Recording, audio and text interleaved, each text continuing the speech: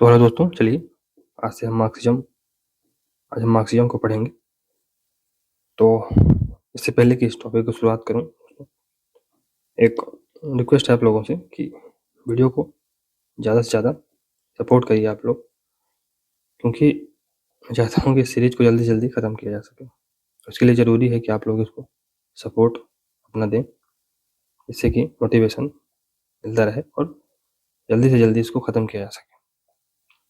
और चूँकि दोस्तों ये मेरा इस बार का रिजल्ट है, तो जो जनरल का कट ऑफ गया था दोस्तों 99.59 लगभग गया था और मेरा 99.43 था। ये मेरा 5th टाइम कॉन्जिक्यूटिवली नेट निकला हुआ है। तो ऐसा नहीं है, चीज़ें पता है, हवा हवाई में बात नहीं हो रही है। मतलब ये है कि चीज़ें पता है और जो एक्सप्लेनेशन आपको दी जा रही है वो मतलब कभी कभी इससे इतर भी मैं चीज़ों को एक्सप्लेन करता हूँ जहाँ पर ज़रूरत होती है। तो जहाँ पर ज़रूरत नहीं होती है तो ठीक है, उसमें तो किताब में लिखा हुआ है, सर ने समझाया ही हुआ है, तो कोई दिक्कत नहीं है।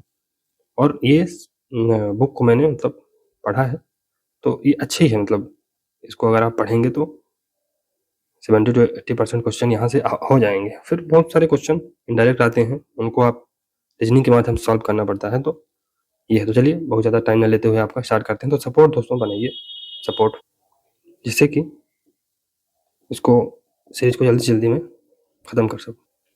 तो इससे पहले कि दोस्तों आज टॉपिक को शुरू करूँ, आप लोगों को कम्युनिज्म, कैपिटलिज्म और मार्क्सिज्म में या सोशलिज्म में अंतर एक बार क्लियर किया देता हूँ।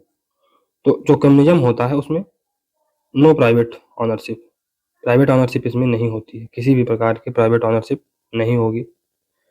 लेकिन जो कैपिटलिज्म है टोटल प्राइवेट ऑनरशिप रहेगी। कैपिटलिज्म में टोटल प्राइवेट ऑनरशिप प्रमोट किया जाता है। फिर जो सोशलिज्म है उसमें लिमिटेड प्राइवेट ऑनरशिप रहती है। जो कम्युनिज्म है इसमें सेंट्रलाइज्ड गवर्नमेंट होती है, सेंट्रल गवर्नमेंट होती है। और जो कैपिटलिज्म है उसमें मार्केट फोर्सेस चीज़ों को कंट्रोल करती हैं या उनको इन्फ्लुएंस करती हैं। जबकि सोशलिज्म में government plus private sector, private entities को कंट्रोल करेंगे। फिर कम्युनिज्म में कोई क्लास डिस्टिंक्शन नहीं होता है, कैपिटलिज्म में होता है, क्लास डिस्टिंक्शन होता है। और सोशलिज्म में लिमिटेड क्लास डिस्टिंक्शन होता है। फिर कम्युनिज्म में जो प्रोडक्शन होता है, वो बेसिक नीड्स के लिए होता है। तो बेसिक नीड्स के लिए होता है। कैपिटलिज्म में प्रोडक्शन दोस्तों प्रॉफिट के लिए होता है, कम्युनिज्म में बेसिक नीड्स के लिए, कैपिटलिज्म में प्रॉफिट के लिए प्रोडक्शन होता है। और सोशलिज्म में सोसाइटल नीड को फुलफिल करने के लिए प्रोडक्शन होता है। फिर इसके जो प्रतिपादक हैं, जो प्रोपोनेंट हैं कम्युनिज्म के कार्ल मार्क्स हैं। फिर कैपिटलिज्म के एडम स्मिथ और सोशलिज्म के चार्ल्स फूरियर को माना जाता है। तो ये थोड़ा सा डिस्टिंक्शन है। और जो मार्क्सिज्म है दोस्तों, वो एक सोशलिज्म का ही प्रकार है। तो मार्क्स है सोशलिज्म का एक स्पेसिफिक सेंस में प्रयोग करते हैं, जो जर्नल सोशलिज्म के टाइप से अलग है। तो मार्क्स जब टोटल रिवोल्यूशन की जिसमें बात करते हैं, जब रिवोल्यूशन होगा तो एक इंटरमीडिएट फेज होगा कम्युनिज्म और कैपिटलिज्म के बीच में। एक इंटरमीडिएट फेज होगा जहां पर डिक्टेटरशिप ऑफ प्रोलेटेरिएट एस्टेब्लिश हो जाएगी। तो यहाँ पर सोशलिज्म एस्टेब्लिश होगा। और यहाँ से जो कैपिटलिज्म से सोशलिज्म में जो ट्रांजिशन होगा ये वायलेंट होगा। लेकिन सोशलिज्म से जो कम्युनिज्म में ट्रांजिशन होगा वो पीसफुल होगा। और सोशलिज्म में जो प्रोलेटेरिएट है उसकी डिक्टेटरशिप एस्टेब्लिश हो जाएगी। और कम्युनिज्म में फिर स्टेटलेस और क्लासलेस सोसाइटी उत्पन्न होगी। तो जो मार्क्स हैं वो सोशलिज्म का एक स्पेसिफिक सेंस में प्रयोग करते हैं, इंटरमीडिएट फेज के रूप में प्रयोग करते हैं, लेकिन जो जनरल सोशलिज्म का मतलब है तो वो डिफरेंट है। उसके बहुत सारे प्रकार हैं, for example Fabian socialism, guild socialism. तो ये एक स्पेसिफिक सेंस में मार्क्स सोशलिज्म का प्रयोग करते हैं। चलिए पढ़ते हैं। तो जो राजनीतिक चिंतन में मार्क्सवाद उत्पादन के साधनों पर सामाजिक स्वामित्व द्वारा वर्ग विहीन समाज की स्थापना के संकल्प की साम्यवादी विचारधारा है। मार्क्सवाद मूलतः उन राजनीतिक और आर्थिक सिद्धांतों का समुच्चय है जिन्हें 19वीं सदी में कार्ल मार्क्स, फ्रेडरिक एंजल्स तथा व्लादिमीर लेनिन तथा साथी विचारकों ने समाजवाद के वैज्ञानिक आधार की पुष्टि के लिए प्रस्तुत किया। कार्ल मार्क्स को वैज्ञानिक समाजवाद का जनक कहा जाता है। तो ये साइंटिफिक सोशलिज्म के फादर फिगर कहे जाते हैं। कौन? मार्क्स। हालांकि ये जो उनका साइंटिफिक सोशलिज्म है, ये भी इनकी एक पॉलिटिक्स थी, क्योंकि जो सोशल साइंस के सब्जेक्ट होते हैं उनको आप प्योर साइंस के रूप में इस्टेब्लिश नहीं कर सकते हैं। तो ये मार्क्स की एक पॉलिटिक्स थी, जो वो खुद को साइंटिफिक है ना, मतलब खुद के समाजवाद को साइंटिफिक बोलते हैं। मार्क्स जब पढ़ेंगे तो समझेंगे इसको। मार्क्सवाद का उदय 19वीं से 20वीं सदी के मध्य हुआ, जब चिरसम्मत उदारवाद अपने चरमोत्कर्ष पर था। तो मार्क्सवाद का उदय 19वीं से 20वीं शताब्दी के मध्य हुआ, जब चिरसम्मत उदारवाद यानी क्लासिकल जो लिबरलिज्म था वो अपने चरमोत्कर्ष पर था। फिर मार्क्सवाद का दर्शन व्यवहारिक यानी प्रैक्टिकल है। ये उसने विश्व की व्याख्या करने के बजाय विश्व को बदलने पर जोर दिया है। तो मार्क्स क्या कहते हैं? मार्क्स का फेमस स्टेटमेंट है कि philosopher up till now has tried to explain the word, लेकिन the fact is you have to change the word, you have to create such condition which enable to us to change the word। तो ये विश्व को बदलने की बात करते हैं। उसने साम्यवादी घोषणा पत्र में क्रांति के लिए मजदूरों को आह्वान करते हुए कहा है, विश्व के मजदूरों एक हो जाओ, worker of the world unite, you have nothing to lose but your change. तो ये विश्व के मजदूरों को एक होने की बात मार्क्स कहते हैं। लास्की के अनुसार मार्क्स ने समाजवाद को अव्यवस्थित रूप में पाया और उसे एक निश्चित आंदोलन बना दिया। तो मार्क्स के पहले जो सोशलिज्म था वो बहुत क्रूड फॉर्म में था और वो सोशल और इकोनॉमिक राइट्स की वकालत करता था, और जो कैपिटलिस्ट हैं उनके कंसेंस को इन्वोक करके उनसे फेवर लेने की बात करते थे, जो अर्लियर मार्क्सिस्ट थे, for example Fourier, Saint Simon, ये सब। लेकिन मार्क्स ने उस जो क्रूड समाजवाद था उसको एक मूवमेंट में बदल दिया। तो ये बहुत बड़ी उपलब्धि है मार्क्स की। फिर ये क्लासिकल मार्क्सिज्म क्या है दोस्तों? क्लासिकल मार्क्सिज्म तो मार्क्सवाद की जो मान्यताएं स्वयं मार्क्स और एंजल के विचारों पर आधारित हैं उन्हें क्लासिकल मार्क्सिज्म कहा जाता है। क्लासिकल मार्क्सिज्म के प्रमुख सिद्धांत कौन से हैं? यह मार्क्सवाद का दार्शनिक आधार है, तो फिलोसफिकल बेसिस है ये मार्क्सिज्म का। वर्ग संघर्ष का सिद्धांत यानी क्लास स्ट्रगल की बात करते हैं ये लोग। अतिरिक्त मूल्य का सिद्धांत यानी सरप्लस वैल्यू का सिद्धांत, थ्योरी ऑफ सरप्लस वैल्यू। क्रांति का सिद्धांत यानी थ्योरी ऑफ रिवोल्यूशन। वर्गहीन राज्यहीन समाज की, तो स्टेटलेस क्लासलेस सोसाइटी को स्थापित करना इनका उद्देश्य रहा है। इनका क्लासिकल जो मार्क्सिस्ट है। मार्क्स के पश्चात मार्क्सवाद लेनिनवाद के रूप में भी जाना जाता है, क्योंकि लेनिन को यह श्रेय दिया जाता है कि उन्होंने मार्क्सवादी क्रांति का व्यवहारिक प्रयोग किया। वर्ष 1957 की अक्टूबर क्रांति लेनिन की क्रांतिवादी रणनीति एवं सूझबूझ का परिणाम थी। वस्तुतः मार्क्सवाद का आधार ही प्रैक्सिस का सिद्धांत। मार्क्सवाद का आधार ही प्रैक्सिस का सिद्धांत। प्रैक्सिस क्या होता है दोस्तों? प्रैक्सिस थ्योरी और प्रैक्टिस का मिश्रण होता है। प्रैक्टिस, थ्योरी और प्रैक्टिस का मिश्रण होता है। जब मार्क्स को पढ़ेंगे तो प्रैक्टिस के बारे में और अच्छे से समझेंगे। अभी इसका जान लीजिए कि थ्योरी और प्रैक्टिस का सम्मिश्रण होता है। मार्क्स ने अपनी रचना थेसिस ऑन फ्यूररबाच में कहा कि अभी तक दार्शनिकों ने दुनिया की व्याख्या विभिन्न रूपों में की, जबकि आवश्यकता उसमें परिवर्तन की है। तो फिलोसोफर है only explain the word, but the fact is there has to be change in the word. रूस में क्रांति को लेकर मतभेद, तो जॉर्ज प्लेखनोव जो रूसी मार्क्सवाद के पिता माने जाते हैं, जॉर्ज प्लेखनोव, उन्होंने सोशलिज्म एंड पॉलिटिकल स्ट्रगल में लिखा कि रूस में साम्यवादी क्रांति की परिस्थितियां विद्यमान नहीं, क्योंकि मार्क्स ने कहा था कि पूंजीवाद के विकास के बाद ही साम्यवादी क्रांति होगी, इसलिए रूस में पहले बुर्जुआवादी क्रांति की आवश्यकता है। यही विचार कार्स्की के द्वारा भी दिया गया, जिन्होंने मार्क्स के विचारों को पूर्ण रूप में स्वीकार किया, इसलिए उन्हें रूढ़िवादी ऑर्थोडॉक्स मार्क्सिस्ट कहा जाता। परंतु लेनिन ने इन विचारों को अस्वीकार कर दिया।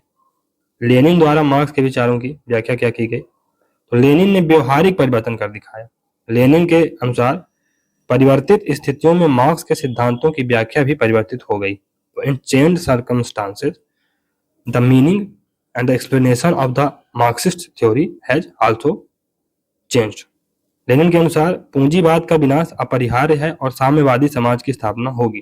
तो लेनिन क्या कहते हैं कि destruction of capitalism is inevitable और communism has to be established. इसके लिए लेनिन ने दल को अत्यंत महत्वपूर्ण माना। तो ये पार्टी सिस्टम को घुसेड़ रहे हैं, पार्टी को, कम्युनिस्ट पार्टी की संकल्पना को ये घुसेड़ रहे हैं। अपनी प्रसिद्ध पुस्तक what is to be done में उन्होंने क्रांति का सिद्धांत दिया, थ्योरी ऑफ रिवोल्यूशन दिया उन्होंने अपनी पुस्तक what is to be done में। इसके मूल तत्व क्या है कि सर्वहारा वर्ग में वर्ग चेतना का विकास स्वतः नहीं होगा, तो जो प्रोलिटेरिएट सेक्शन है, प्रोलिटेरिएट क्लास है, उस पर जो क्लास कॉन्शियसनेस है वो अपने आप नहीं डेवलप होगी। सर्वहारा वर्ग में मजदूर चेतना का विकास ही सतह रूप में हो सकता है। सर्वहारा वर्ग में यानी प्रोलेटारिएट क्लास में क्लास कॉन्शियसनेस स्वतः नहीं डेवलप होगी, लेकिन लेबर कॉन्शियसनेस, हम सब लेबर हैं, ये डेवलप हो सकती है। सर्वहारा वर्ग में चेतना का विकास दल द्वारा होगा, जो सर्वहारा वर्ग की अग्रपंक्ति है। तो सर्वहारा वर्ग में जो क्लास कॉन्शियसनेस का उदय होगा वो कम्युनिस्ट पार्टी के द्वारा किया जाएगा। इसी दल द्वारा साम्यवादी क्रांति का मार्ग प्रशस्त होगा। उपरोक्त विचारों से यह प्रतीत होता है कि साम्यवादी क्रांति में भौतिक तत्वों के बजाय चेतना को प्राथमिक महत्व दिया जाता है। इसलिए सेवाइन ने लेनिन के विचारों को उल्टे मार्क्सवाद की संज्ञा दी है। सेवाइन क्या कहते हैं? सेवाइन कि लेनिन के जो विचार हैं वो उल्टे मार्क्सवाद है, ये उल्टे मार्क्सवाद है। लेनिन ने कार्स्की और प्लेखानोव के रूढ़िवादी मार्क्सवादी विचारों को अस्वीकृत कर दिया। लेनिन के अनुसार परिवर्तित साम्राज्यवादी युग में दल द्वारा क्रांति होगी। क्रांति साम्राज्यवादी शोषण की कमजोर कड़ी वाले देश में होगी। लेनिन ने साम्राज्यवाद को पूंजीवाद का सर्वोच्च रूप माना है, जिसे लेनिन ने एक अधिकारवादी एवं वित्तीय पूंजीवाद कहा है। तो लेनिन की एक बुक भी है, कैपिटलिज्म,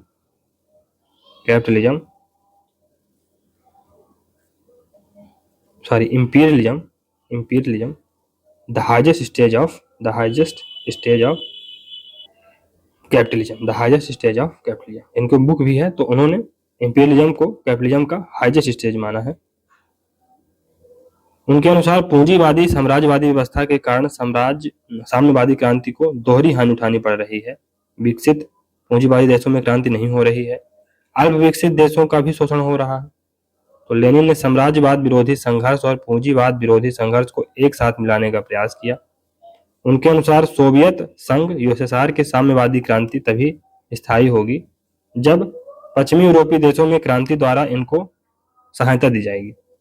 स्टालिन ने साम्यवादी विचारधारा में एक देश में समाजवाद की संकल्पना दी है। वन कंट्री सोशलिज्म की बात करते हैं। कौन? लेनिन। स्टालिन का प्रयोग। अतः स्टालिन के अनुसार साम्यवाद का सोवियत संघ में बने रहना पश्चिमी पूंजीवादी देशों के समर्थन पर आधारित नहीं है। उनके अनुसार सोवियत संघ का समाज वर्ग विहीन हो चुका है, परंतु परंतु बाह्य पूंजीवादी शक्तियों के कारण सोवियत संघ में राज्य अभी भी बना हुआ है। आलोचकों के अनुसार स्टालिन के युग में साम्यवादी व्यवस्था में शक्तियों का केंद्रीकरण पार्टी में हो गया और व्यक्ति की पूजा भी प्रारंभ हो गई। तो पर्सनालिटी कल्ट स्टार्ट हो गया।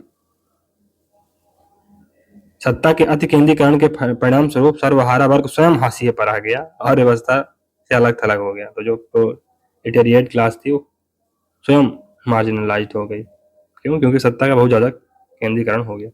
लेनिन के आलोचक तो जूलियस मार्तोव ने भी लेनिन के बोल्शेविक तरीकों का समर्थन नहीं किया। वे मेन्शेविक या अल्पमत में थे और उन्होंने प्लेखानोव के विचारों का समर्थन करते हुए कहा कि रूस में पहले बुर्जुआ क्रांति होनी चाहिए। काट्स्की ने भी लेनिन की पद्धति का समर्थन नहीं किया और उन्होंने सर्वहारा वर्ग के अधिनायकत्व के विचार पर भी आपत्ति व्यक्त की। तो जो डिक्टेटरशिप ऑफ प्रोलेटेरिएट है उसके विचार पर भी काट्स्की ने आपत्ति व्यक्त की और लोकतांत्रिक तरीके का समर्थन किया। डेमोक्रेटिक मीन्स का ये समर्थन करते हैं। काट्स्की और रोजा लंजमबर्ग ने भी लेनिन के क्रांति के विचारों को स्वीकार नहीं किया। राज्य पूंजीवाद, स्टेट कैपिटलिज्म क्या होता है? तो मार्क्सवादी विचारक बुखारिन ने अपनी पुस्तक imperialism and the world economy में राज्य पूंजीवाद का, स्टेट कैपिटलिज्म का विचार दिया। यह उल्लेखनीय है कि रोजा लंजमबर्ग जैसे धुर मार्क्सवादियों ने यह चेतावनी दी थी कि इस प्रकार सोवियत संघ में क्रांति का प्रयोग किया जा रहा है वह मार्क्स द्वारा प्रतिपादित मान्यताओं से बिल्कुल भिन्न है। उन्होंने तो यहां तक कहा कि विकृत क्रांति से अच्छा है कि क्रांति ना हो, तो डिफॉर्म्ड रेवोल्यूशन से अच्छा है कि there should be no revolution, है ना। Instead of deformed revolution, distorted revolution, there should be no revolution at all. आलोचकों के अनुसार वर्ष 1990 में साम्यवाद के विघटन मार्क्स के विचारों का विघटन नहीं अपितु ये स्टालिनवाद के विचारों का विघटन है। क्योंकि मार्क्स के विचारों का व्यवहारिक प्रयोग कहीं पर भी नहीं हुआ है। इसलिए साम्यवाद के मार्क्स के मॉडल एवं 20वीं सदी में प्रयुक्त रूस, चीन और का साम्यवादी मॉडल एक दूसरे के भिन्न है। क्योंकि मार्क्स ने राज्य के विलुप्त होने की संकल्पना प्रस्तुत की थी। तो स्टेटलेस सोसाइटी की बात करते हैं कौन? मार्क्स। परंतु व्यवहारिक रूप में साम्यवादी राज्य अधिक शक्तिशाली और नौकरशाही प्रधान हो गया है। सोवियत परिषदों को शक्ति मिलने के बजाय शक्तियों का केंद्रीकरण दल में हो गया। अतः व्यवहार में स्टालिनवाद शास्त्रीय मार्क्सवाद के विचारकों का उल्लंघन प्रतीत होता है। इसलिए मार्क्स के समर्थक अभी भी मार्क्स के विचारकों के प्रासंगिकता को दृढ़ रूप में स्वीकार करते हैं। स्टालिन के बाद सोवियत संघ में खुश्चेव ने शांतिपूर्ण सह अस्तित्व का सिद्धांत दिया। खुश्चेव ने पीसफुल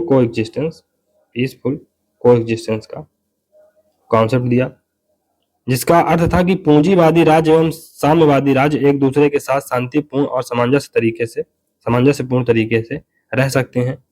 माओ ने इस विचार की कड़ी आलोचना की और संघर्ष की अपरिहार्यता को बनाए रखा।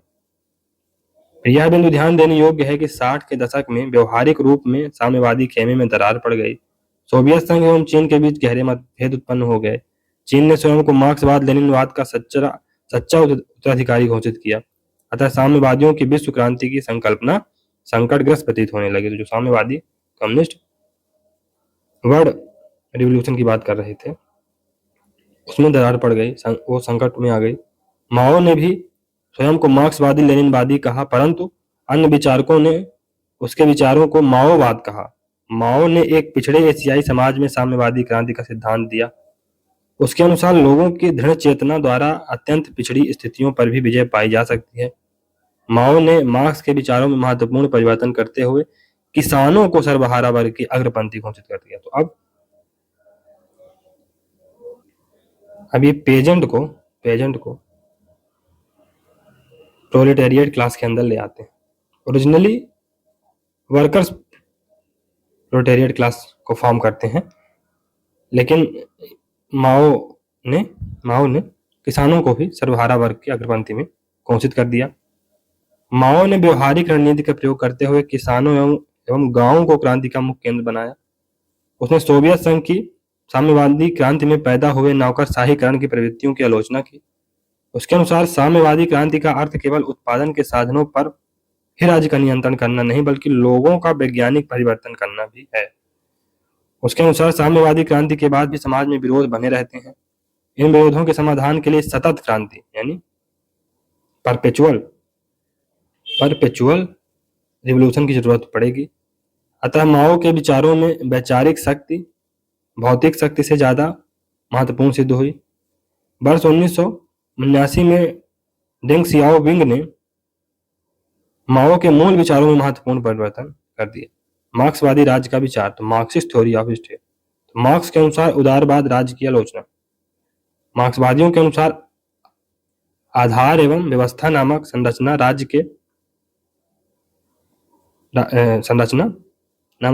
राज्य सरकार के स्वरूप का निर्धारण करती है। इसलिए पूंजीपति वर्ग का उत्पादन के साधनों पर नियंत्रण होता है। इस तरह राज्य एवं सरकार पर उनका स्वाभाविक नियंत्रण हो जाता है। तो बेस एंड सुपर स्ट्रक्चर का मॉडल देते हैं मार्क्स। और मार्क्स का कहना है कि economic structure is the basic structure और the class which control the economic structure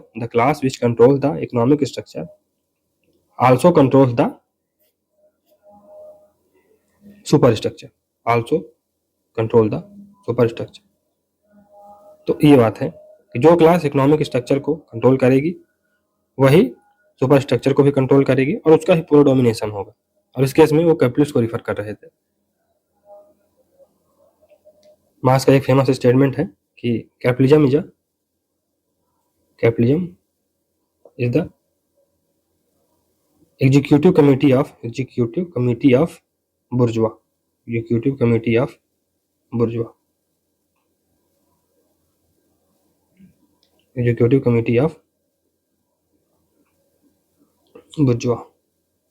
तो ये बात है। चलिए आगे बढ़ते हैं। मार्क्स ने राज्य की आर्थिक व्याख्या की है।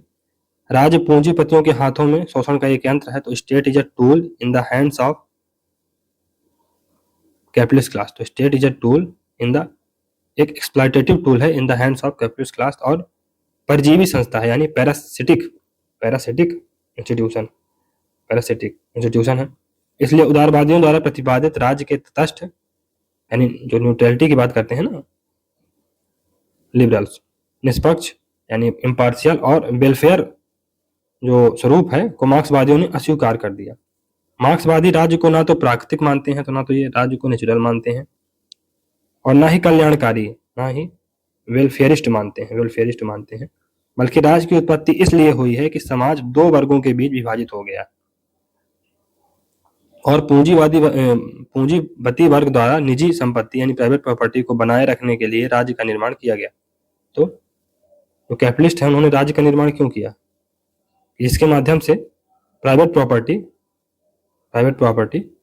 जो कि तो बनी रहे। एंजल्स ने अपनी book origin of family private property and state में ऐसा कहा है। एंजल की बुक क्या नाम है? Origin of family private property and state. मार्क्सवादी चिंतन में राज्य का वैकल्पिक सिद्धांत, तो ऑप्शनल या alternative theory of state in Marxist thinking. तो राज्य की सापेक्ष स्वायत्तता का सिद्धांत, principle of relative autonomy of state, इसको पढ़ते हैं। तो मार्क्स ने आर्थिक निर्धारणवादी विचार के अलावा राज्य की सापेक्ष स्वायत्तता पर भी विचार दिया है। तो इकोनॉमिक डिटर्मिनिज्म के अलावा वो रिलेटिव ऑटोनॉमी ऑफ स्टेट की भी बात करते हैं, जिसका अभिप्राय है कि राज्य एवं सरकार आर्थिक आधार से सापेक्षिक रूप में स्वायत्त है, यानी रिलेटिव रूप से राज्य और सरकारें रिलेटिव रूप से ऑटोनॉमस है। अतः राज्य का निर्धारण केवल अर्थव्यवस्था द्वारा ही नहीं होता बल्कि अन्य सामाजिक, सांस्कृतिक, वैचारिक तत्वों से भी होता है। उसमें रिलेटिव ऑटोनॉमी की जो थ्योरी है दोस्तों, ये इसका मानना यह है कि कुछ हिस्टोरिकल कंडीशन ऐसी हुई जिसके कारण स्टेट एक बायस्ड इंस्टीट्यूशन नहीं रह गया। क्यों?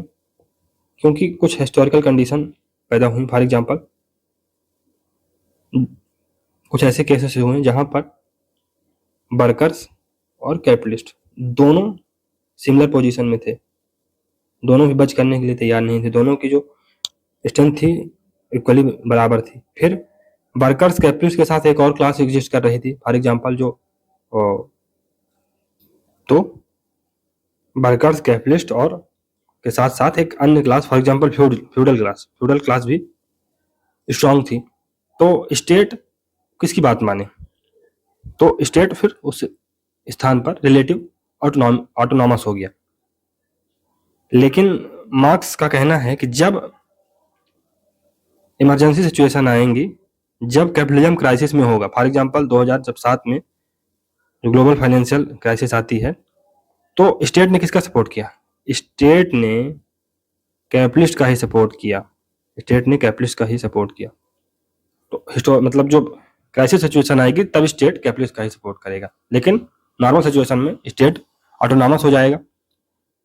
जो कंटेम्प्रेरी सिचुएशन में इस सिद्धांत को निकोस पुलांजा ने दिया है। निकोस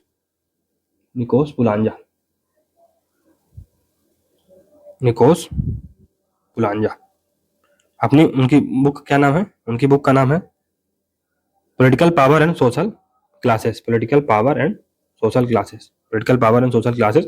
तो निकोस पुलांजा भी कहते हैं कि अब कॉम्पिटिटिव पार्टी सिस्टम आ गया है। फिर यूनिवर्सल एडल्ट फ्रेंचाइजी आ गई है। तो अब स्टेट को किसी एक वर्ग के साथ, किसी एक क्लास के साथ एसोसिएट करने में दिक्कत हो रही। State can not be seen to be biased in favour of a single class. तो स्टेट अपने आप को रिलेटिवली ऑटोनॉमस, न्यूट्रल दिखाने की कोशिश करता है। लेकिन जब क्राइसिस आएगी तो स्टेट कैपिटलिस्ट का ही साथ देगा। 2007 में जब ग्लोबल फाइनेंशियल क्राइसिस आई, अल्टीमेटली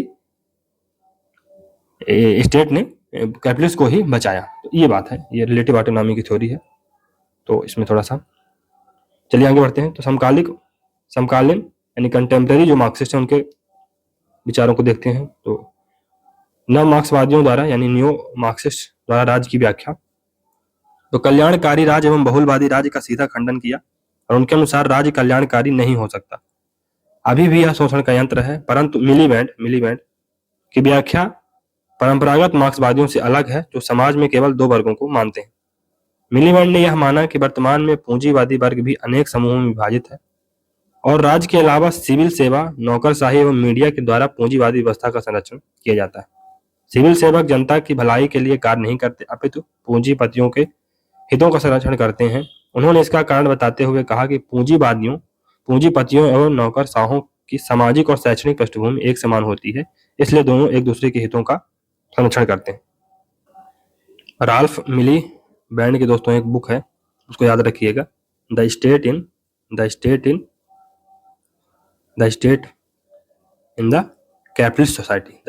कैपिटलिस्ट सोसाइटी। इनकी महत्वपूर्ण बुक है।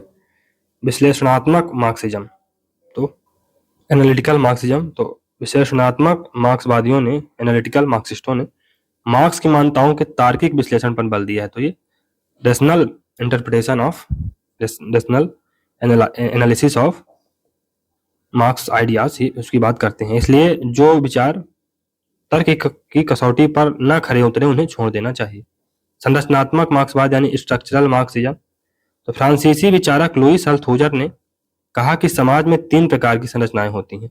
आर्थिक संरचना यानी इकोनॉमिक स्ट्रक्चर, पॉलिटिकल स्ट्रक्चर राजनीतिक संरचना, और वैचारिक संरचना मतलब आइडियोलॉजिकल स्ट्रक्चर, इसमें धर्म, विचार और संस्कृति आते हैं।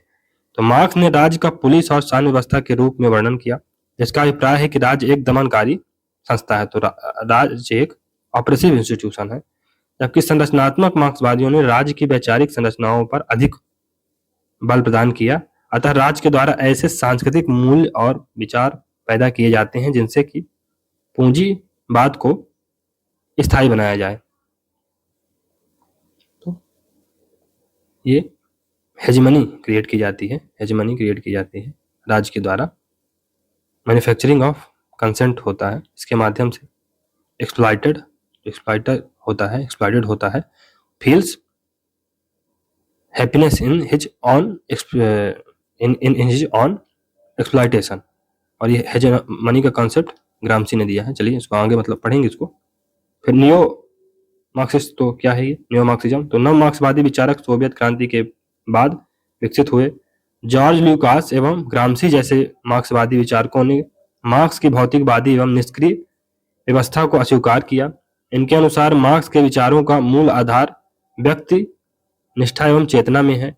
ये व्यक्ति की स्वतंत्रता एवं स्वायत्तता में विश्वास करते हैं। इन्होंने मार्क्स को सृजनकर्ता माना। इनके अनुसार व्यक्ति की भौतिकवादी प्राकृतवादी व्याख्या अपूर्ण एवं अपर्याप्त है। तो मार्क्स ने कभी भी व्यक्ति को इस रूप में चित्रित नहीं किया। इसलिए ग्रामसी एवं ल्यूकास के अनुसार मार्क्स के सिद्धांतों को प्राकृतिक विज्ञानों की भांति वस्तुनिष्ठ एवं सार्वभौमिक रूप में चित्रित करना त्रुटिपूर्ण है। इनके अनुसार मानवीय चेतना द्वारा भौतिक तत्वों का विकास होता है एवं इतिहास का निर्धारण होता है। उन्होंने भौतिक तत्वों को एकमात्र कारक मानने को भद्दा भौतिकवाद कहा है।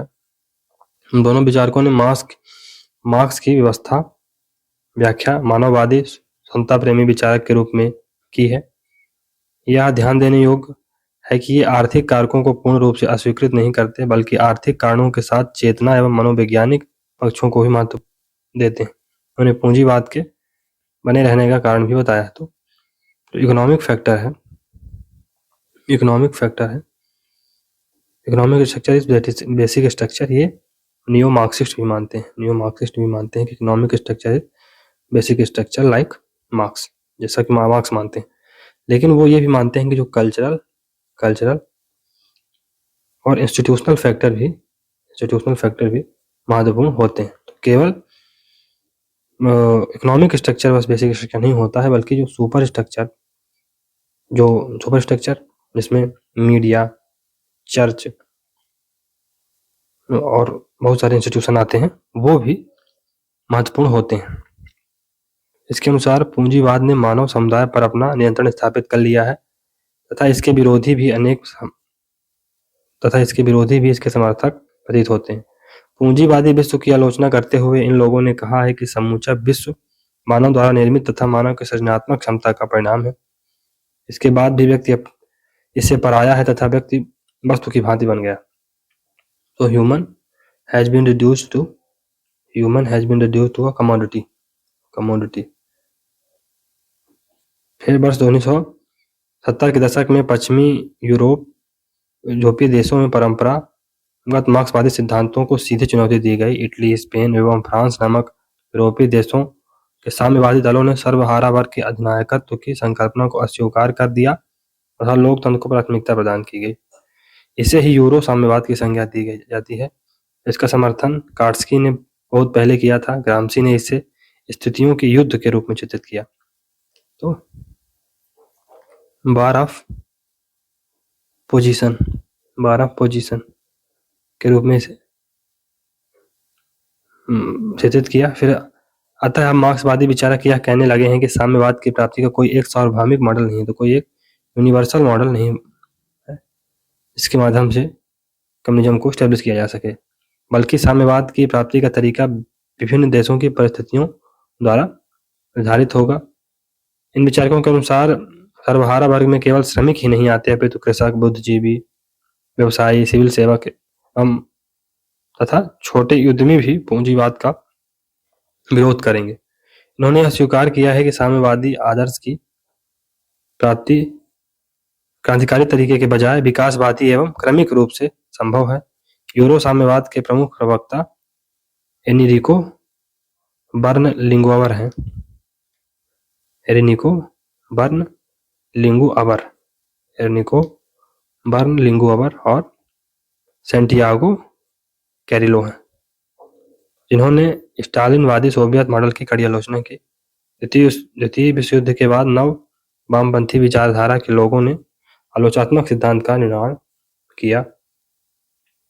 फिर इसके गुरु हर्बर्ट मार्क्यूजे थे तथा अन्य प्रमुख सदस्यों में मैक्स होर्खहाइमर तथा थियो अडर्नो हैं। इन्होंने ल्यूकास एवं ग्रामसी के परंपरा को आगे बढ़ाया। इन्होंने पूंजीवादी समाज की आलोचना करते हुए कहा कि इनमें मानव पराया हो गया है। तो हर्बर्ट मार्क्यूजे, मैक्स हॉर्खहाइमर और थियोडोर अडोर्नो। मानवीय स्वतंत्रता विलुप्त हो गई है और इस तकनीकी प्रगति के युग में मानव अपनी आध्यात्मिक आवश्यकताओं से विमुख हो गया है। पूंजीवाद ने मानव में कृत्रिम मांग उत्पन्न कर दी है। तो आर्टिफिशियल डिमांड क्रिएट करती है किसने? कैपिटलिज्म में।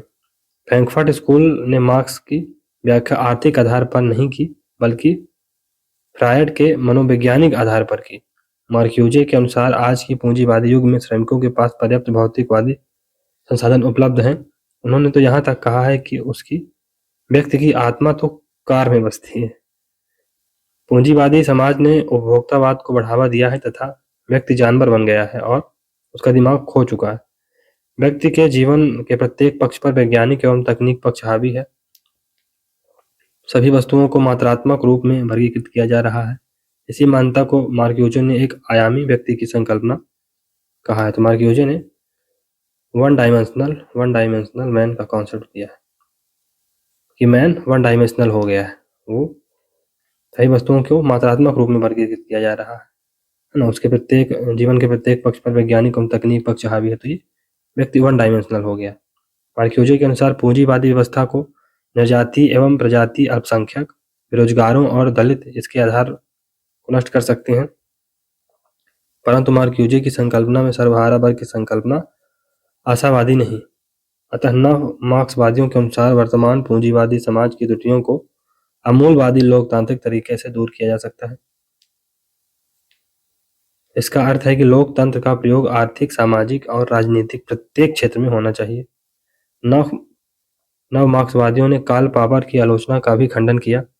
कार्ल पॉपर ने मार्क्स को मुक्त समाज का शत्रु माना है। तो कार्ल पॉपर क्या कहते हैं कि Plato, Hegel and Marx are the enemies of open society. Popper ने मार्क्स को इतिहासवाद का दोषी भी करार किया है। तो पॉपर मार्क्स को हिस्टोरिसिज्म का दोषी भी करार दिया है, गिल्टी ऑफ हिस्टोरिसिज्म। जबकि नव मार्क्सवादी आर्थिक नीतिवाद के बजाय स्वतंत्रता और लोकतंत्र में विश्वास करते हैं। तो इकोनॉमिक डिटर्मिनिज्म की बजाय जो न्यू मार्क्सिस्ट हैं वो फ्रीडम और डेमोक्रेसी की बात करते हैं। फिर नव मार्क्सवादी निकोस पुलांजा ने मिलीबैंड के यंत्रवादी विचार यानी इंस्ट्रूमेंटलिस्ट थ्योरी ऑफ स्टेट की आलोचना की और राज्य का संरचनात्मक यानी स्ट्रक्चरल थ्योरी ऑफ स्टेट निर्मित किया। यंत्रवादी राज्य यानी जो इंस्ट्रूमेंटलिस्टिक थ्योरी ऑफ स्टेट होती है, इंस्ट्रूमेंटलिस्टिक स्टेट होता है, को शोषण का यंत्र मानते हैं। तो यंत्रवादी राज्य को शोषण का इंस्ट्रूमेंट मानते हैं, यानी जो इंस्ट्रूमेंटलिस्ट हैं वो स्टेट को as a source of exploitation की तरह देखते हैं, परंतु शोषण के लिए शासकों या व्यक्तियों को उदारवादी मानते हैं। जबकि निकोस पुलांजा व्यक्तियों के बजाय संरचना पर मूल ध्यान देते हैं। तो निकोस पुलांजा स्ट्रक्चर को हाईलाइट करते हैं, स्ट्रक्चर को।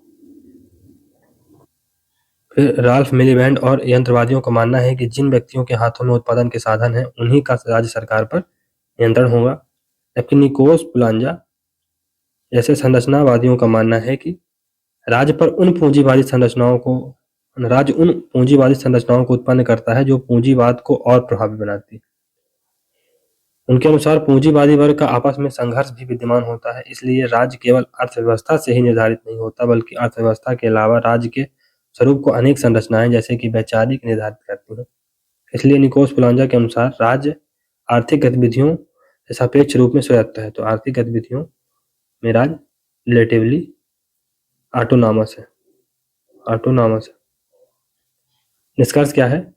निकोस पुलांजा और राल्फ मिलीबैंड के राज्य के स्वरूप के विश्लेषण में अंतर होने के बावजूद दोनों राज्य के कल्याणकारी स्वरूप को नहीं मानते। दोनों राज्य को पूंजीवाद का संरक्षक मानते हैं तथा इसलिए राज्य कभी तटस्थ एवं निष्पक्ष नहीं हो सकता। नव मार्क्सवाद, नव वामपंथ, फ्रैंकफर्ट स्कूल, तो आलोचनात्मक थ्योरी जो क्रिटिकल स्कूल है उसको देखते हैं। तो इन्होंने परंपरागत मार्क्सवाद के वैज्ञानिक एवं भौतिकवादी आकांक्षा को अस्वीकार कर दिया। इन्होंने मूल रहित समाज विज्ञान की कल्पना को अस्वीकार कर दिया। इन्होंने मार्क्स की मान्यताओं की आलोचना की। इनका विकास जर्मनी स्थित फ्रैंकफर्ट स्कूल द्वारा किया गया। इसकी पहली पीढ़ी में दार्शनिक एवं सामाजिक मनोविज्ञान होर्खहाइमर तथा अर्थशास्त्री पोलाक, दार्शनिक एडर्नो, समाज वैज्ञानिक एरिक फ्रॉम, दार्शनिक मार्क्यूजे, राजनीतिक वैज्ञानिक न्यूमैन और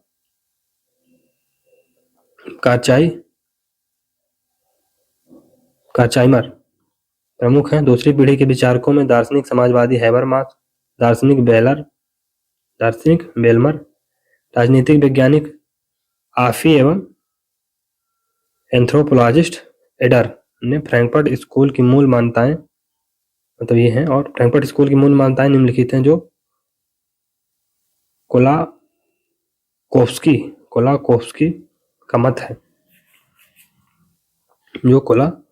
का मत है। ये मार्क्स को पवित्र एवं त्रुटिहीन नहीं मानते बल्कि वर्तमान संस्कृति के विश्लेषण एवं आलोचना का प्रारंभ बिंदु मानते हैं। इन पर गैर मार्क्सवादी विचारकों जैसे कांत, हीगल, नीत्शे एवं फ्रायड का प्रभाव है।